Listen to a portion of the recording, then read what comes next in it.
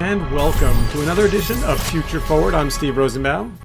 Gene DeRose here. And we're going to dig into the news business in this episode, but not just the publisher side. Like, there's this weird moment we've arrived in which technology and publishing and social good and politics have all kind of glommed together. And so even though on one hand it looks on paper a little bit like it's a single topic, it's a lot of topics that we just happen to care a lot about.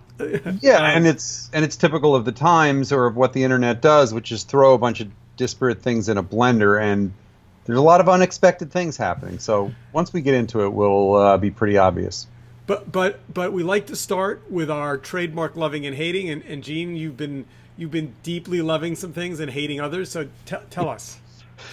There's some of these things are always quirky, I'll say, first. And second, as a consumer, which is what I like to do, a big fixation for me right now is my 10-year-old son. So you'll see some things that feel like repeats here. And in this case, loving and hating is similar. So what I'm loving is an event, a national, international event, which is not what I mentioned a few weeks ago, which was Hour of Code, but a thing called STEM Fest. And STEM Fest, and what I love is that in my town, STEM Fest happens over the course of a Saturday in a very large middle school, and about 1,000 kids and their parents get together, have exhibit tables, and teams of 2 or 4 kids put up little exhibitions of things that they are doing that have to do with the STEM topics. They veer towards science and technology, but occasionally you'll see some math. And it's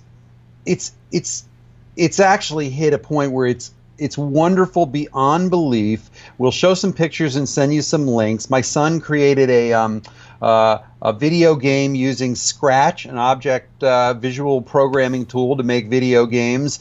And it's a maze that R2-D2 has to get through. And he made a corresponding manually controlled maze with his magnetiles out on a table along with his partner.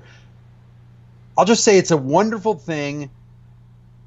Probably more than 50% of the kids were girls, which was extraordinary. And we're in a region where IBM is a big presence. And so there was some IBM bells and whistles and enhancements and bandwidth brought in and things like that.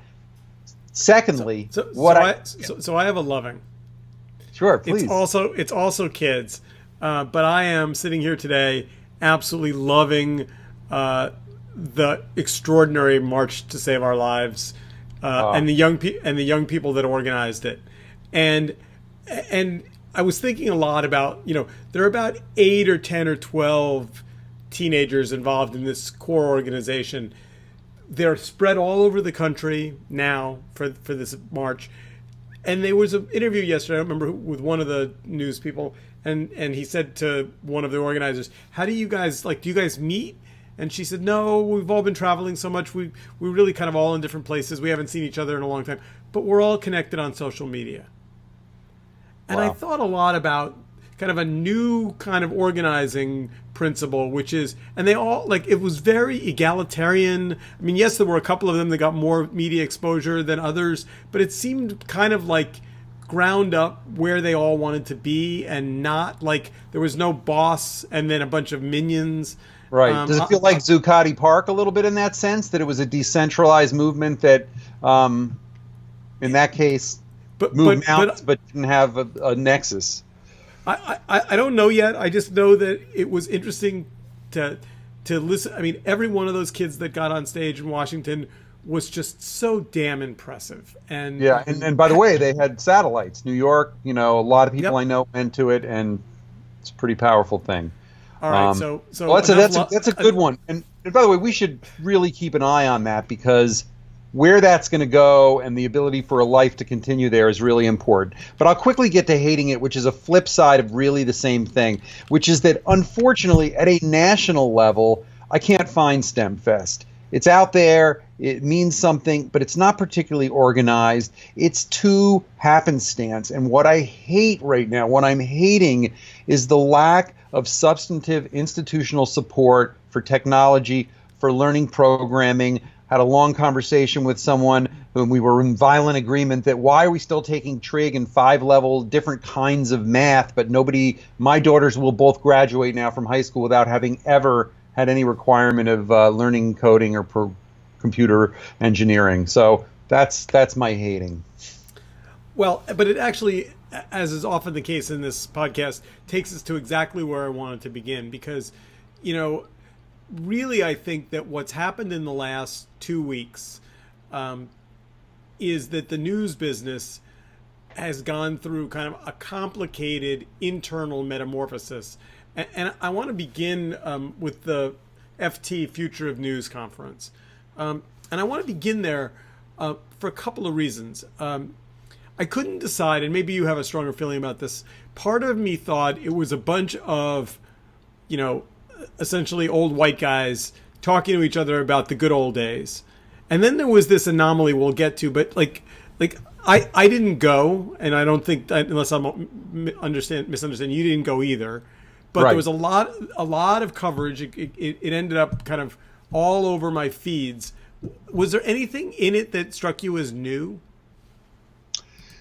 That's a really good question. I think what was new, and I'm a big believer in this kind of thing, is they did a really good job at bringing together a wide range of extremely prominent people, right? So to the extent, the Steve Bannon, which we should just focus itself on for a few minutes, is just, there's so much to say in there. And to say that some of these people are coexisting in the same room,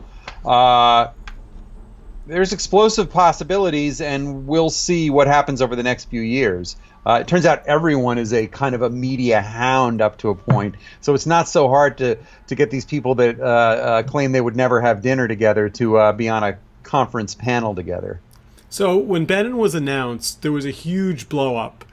Right. And there was a lot of negative, and there was a whole thing where they made very clear that he hadn't been paid. As he said, I didn't even get a discount FT subscription out of this. That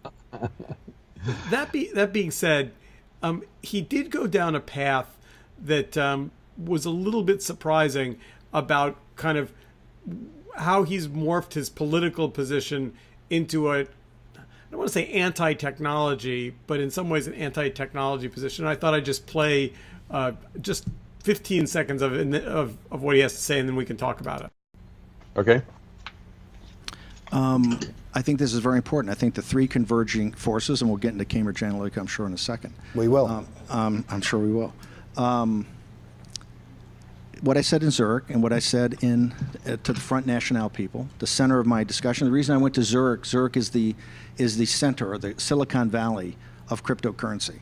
You have three converging forces right now, I believe, in the world. Number one is this center-right populist nationalist movement that is politically driven, and is driven a lot by social media. On the second, you have this cryptocurrency or blockchain. In the third, you have this concept of digital sovereignty, okay? The taking of your intellectual property assets. And they're all converging, I think, to empower this movement. Central governments debase your citizenship. Central banks debase your currency. And the central technocratic state capitalism we have with Google and Facebook take your personhood and basically take away your intellectual property.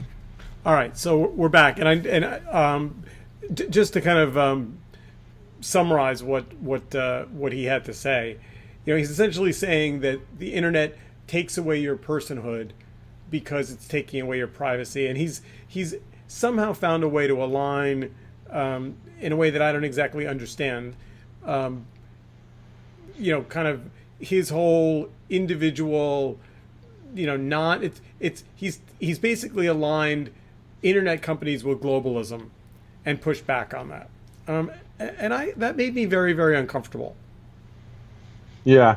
I mean, look, I think that he tends to, what's the word?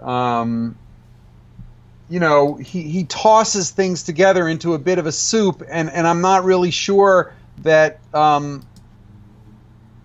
that there's it's sly. He's smart about things. He is an intellectual. He's well read. He has reference points. But but it doesn't forgive the indefensible pieces of what he says or does. I mean, he is a hard one to figure out.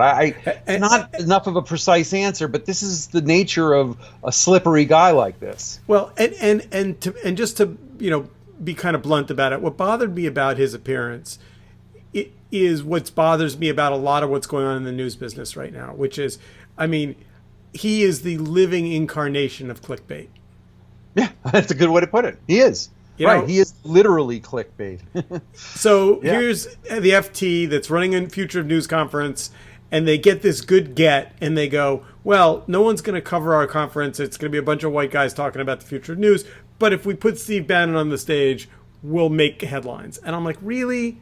Like, what does he have to, like, and now, so I didn't think his interview was boring, and obviously we played just a little clip of it. You can go online and we'll put in the comments, you can find the whole thing. But I don't know what it was doing there, given the importance of the conversation about future news. Yes, although I would say this, which is, and maybe we just disagree a little on this, which is that he is very relevant to the topic. And if a journalistic and a direct conversation can be had, whether his feet are being put to the fire or not, this is very important, essential stuff. Now, the degree to which he dictated the terms by which he was speaking and the degree to which that was shared, these are all like crucial to me, because in a way, who has more of a need to have journalistic ethics than a journalistic outfit having an event about news? But I'm not against inherently him being a part of this. But it depends on the overall feel. I mean, I really think he was not sufficiently made to sweat, at least during the parts, that I saw or watched. And he just knows how to slide around things and in a way change the topic. But here's the irony: a guy like him, and this is typical of this, the fact that you have Ivy League types and Wall Street types making a living or having a philosophy of hating Wall Street and hating the Ivy League and hating elitists, and that the failing New York Times, notwithstanding, there's nothing Trump or Bannon would find as a higher reward than to be on the front page of the New York Times. It's a very odd kind of thing that they should be more held to account in front of their fans for. Which strangely enough, kind of moves us inexorably to Facebook, right? Right. So we're going to talk about the Facebook panel at South by Southwest. There's been a lot of feedback. The CNN covered the panel, and their headline was "Facebook to publishers: We are your friends, really."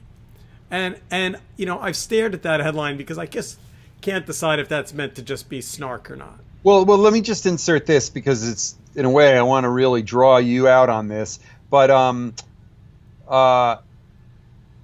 there was this Guardian issue last week about them going to press with the fact that Facebook threatened them, and I think that's an important context of exactly what you're talking about. And I assume they didn't address that, or the timing wasn't right for that. But just so people know, Facebook sent a nastygram to the Guardian on the eve of the publication of the Cambridge Analytica story, for which the big news the next week was how Facebook is deeply sorry and called it not their wisest move. But the question is this, I'm apologizing because I got caught? Is anything really going to change? And I asked that in the context of we want to be your friends, what you said. What are you buying that? Where are they now with this? It's so hard. So here, not to cut them a break, but I think it's easy to forget how big a company they are. Yes, I agree. And I'll give you just an example. I was at a dinner the other night, and there was a question around the table about how many people had changed their Facebook permissions in light of what happened. And I rather cavalierly said no. And then a couple days later thought about it and decided, I'm in this space. I ought to understand what. So I downloaded my Facebook data and I opened it up, and I've got to tell you, the number of businesses that had access to my data that I have no idea who they were. Yep. And had never, at least knowingly, given them permission, was pretty shocking to me as a technologist.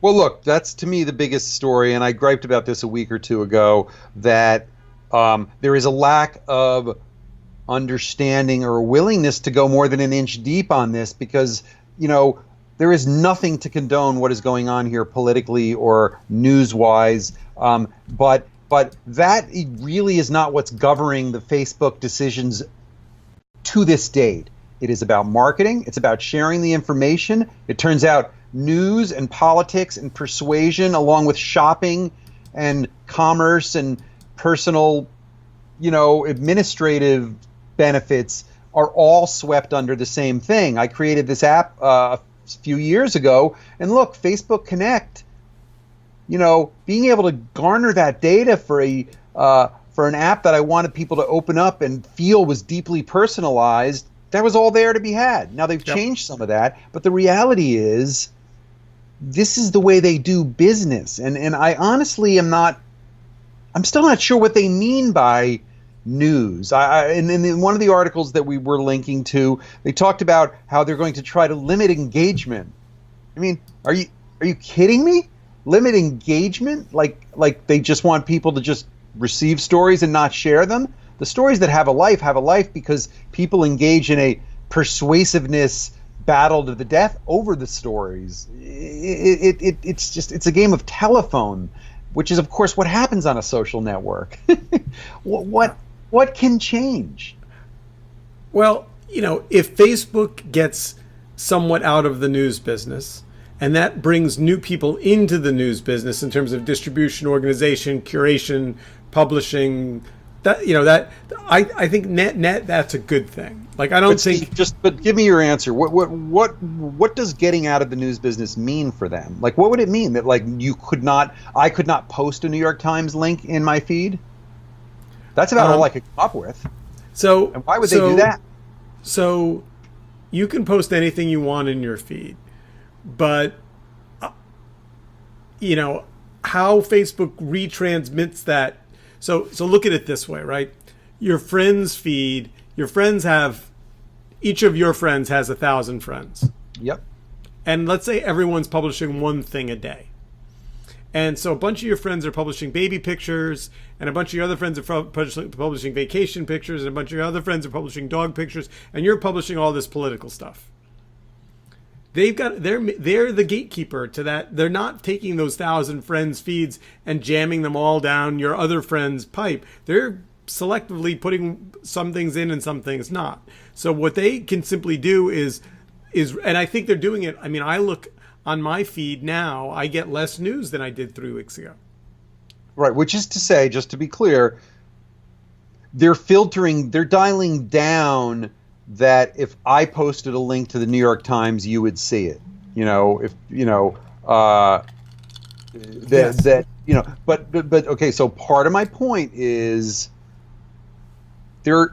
these are not cut and dried things. Half the people that post their baby child say, and I hope he may never be in a school someday where something terrible happens because, there's no gun control in this goddamn country, right? Or, whatever else it happens to be. So, but I guess I see what you're saying. I don't know that, I feel like what happened after about 2012 when the first wave of us made our first full cycle through Facebook was it started to get so boring to just share pictures of your baby and your like we long since decided if all that there was to be done, that's like self-congratulatory boring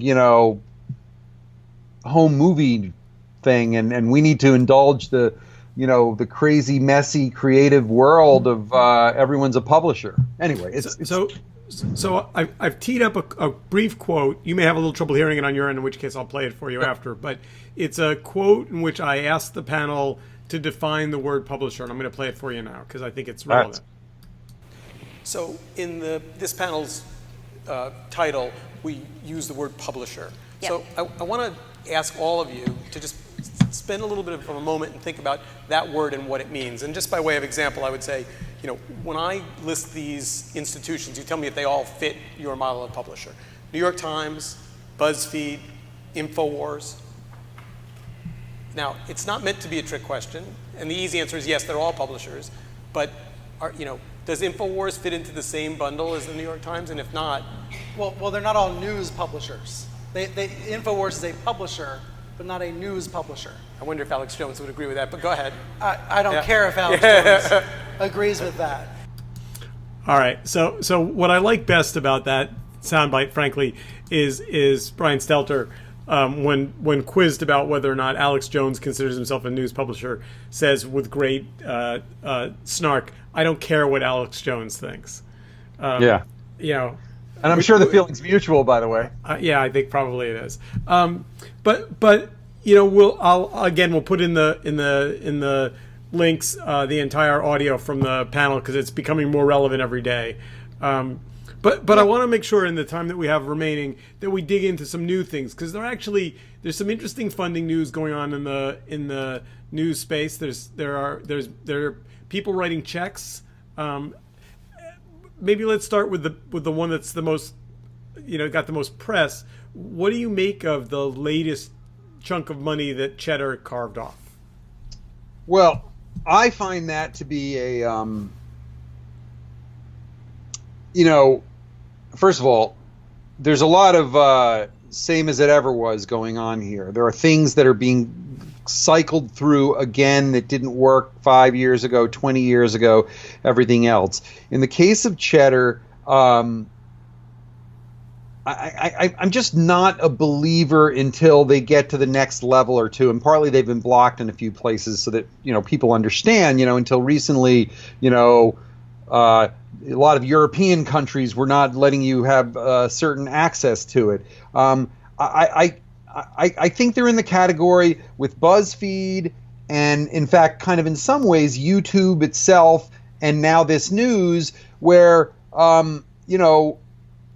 it all happens in the context of cord cutting. In the world of cord cutting, when formal news institutions are no longer either forced on you or even able to be accessed by you, what are the ways in which you're going to find this stuff? And I just haven't seen anything that makes me feel like there's a real innovation here.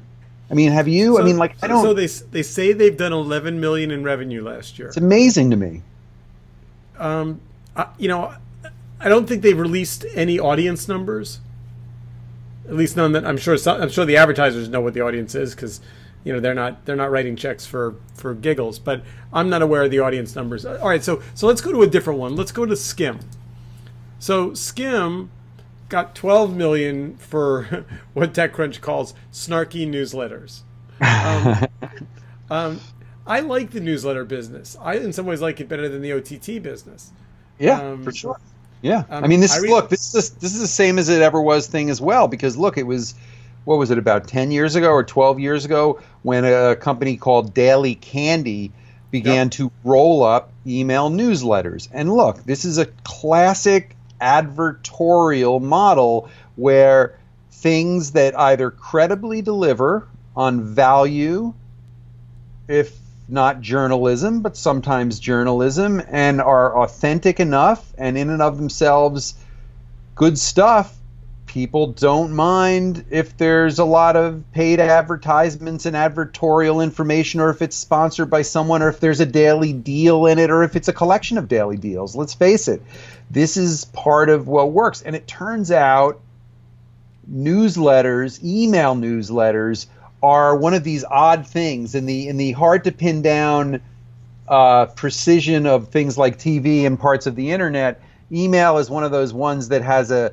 markability that helps the auditors put a value on it. You received it, they know you opened it, they know who of that person clicked on the lead to the deal. That being said, many people feel like, the same was true of a lot of retail stores like Blockbuster, even though they were going out of business with the wrong demographic the whole time. So, I don't have any friends under the age of 30 who knows what a newsletter even is.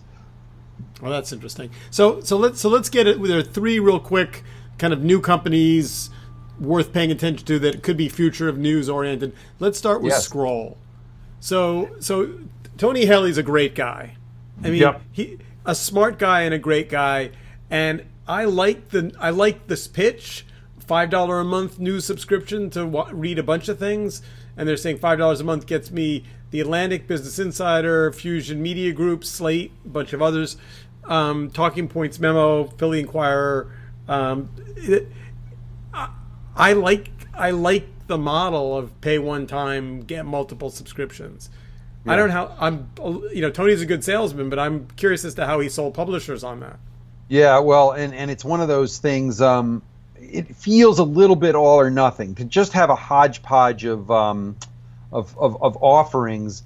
Look, I'm a big naysayer of micro publishing being able to, payments for publishing being able to get anywhere meaningful, right? You're blocked from seeing the Wall Street Journal or the Washington Post article. Will you pay 5 cents for it, or will you, go in for some micro, formula? So I do like the idea of aggregating things under a larger pie. And it's not that I don't want content for pay to work, it's that I'm not a believer in it when it comes to things like news. And so I just feel like it's very frustrating for these guys. But I will say this about Tony and about the universe he comes out of, because he founded a company called Chartbeat, which was a very now obvious, but at the time, creative and savvy way of reinvigorating the tracking of your own website with data and understanding it and stuff like that. And where it came out of, or where a lot of funding and influence came out of, is this wonderful media and news friendly incubator called BetaWorks. And John Borthwick, he's a guy who's played around with news forms and formats forever and is willing to try things. And I do appreciate that. But I'm a skeptic until I see it a lot. And we have to remember, again, same as it ever was, Circa came and went 3 years ago with a really innovative, breezy way to do news on an app.